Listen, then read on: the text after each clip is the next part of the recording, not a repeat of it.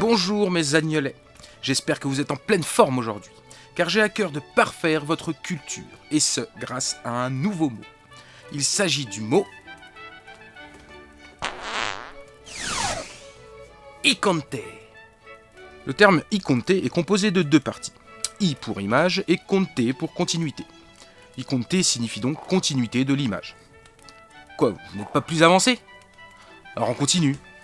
L'Iconte est donc ce qui va faire le lien entre un scénario d'animation et l'animation à proprement parler. Il s'agit tout simplement d'un storyboard un peu plus poussé. Mais j'insiste sur le fait que l'Iconte n'est pas un storyboard, au même titre qu'un cheval de trait n'est pas un pur sang arabe ou que la coupe de cheveux de Gredin ne sera jamais tendance.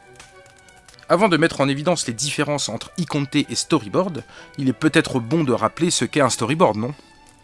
Oh, je vous cause là! Et puis merde, j'y vais quand même. Un storyboard est un document de travail cinématographique composé de dessins et de textes. Ces informations ont pour but de donner des directives sur les différents plans d'une œuvre audiovisuelle. Maintenant que ceci est bien ancré dans vos petites têtes, revenons à l'Iconte.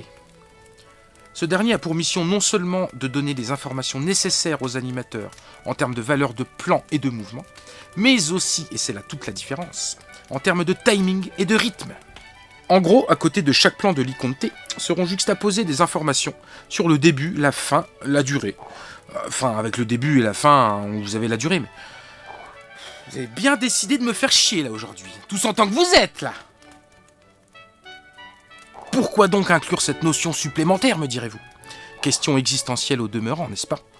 Eh bien, à la différence d'un film en prise de vue réelle, où l'on peut refilmer chaque plan de façon presque illimitée, en animation, chaque seconde, que dis-je, chaque frame, a un coût financier et temporel. Vous comprenez maintenant mieux l'introduction de ce paramètre supplémentaire.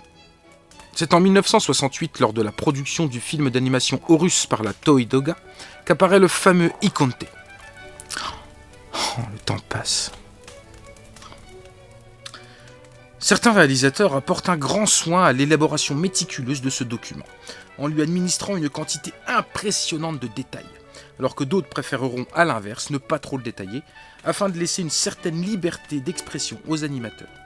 Pour votre gouverne, sachez tout de même que pour un épisode lambda d'une vingtaine de minutes, 3 semaines de boulot et 120 pages sont nécessaires à l'élaboration de l'Iconte.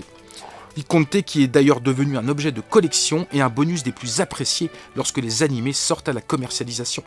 Mais à moins d'avoir les bourses bien remplies, n'y comptez pas. Je la sentais moyen cette blague quand même. Mais pour illustrer mes propos, faisons appel à Gredin. Pour ce faire, j'y comptais jusque 3. Là, on est dans l'humour. Là, c'est drôle, là.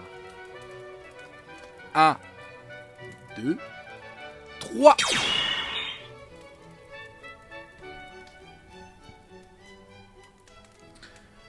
Voilà, voilà. Allez, j'y compte sur toi. Enfin, double gag.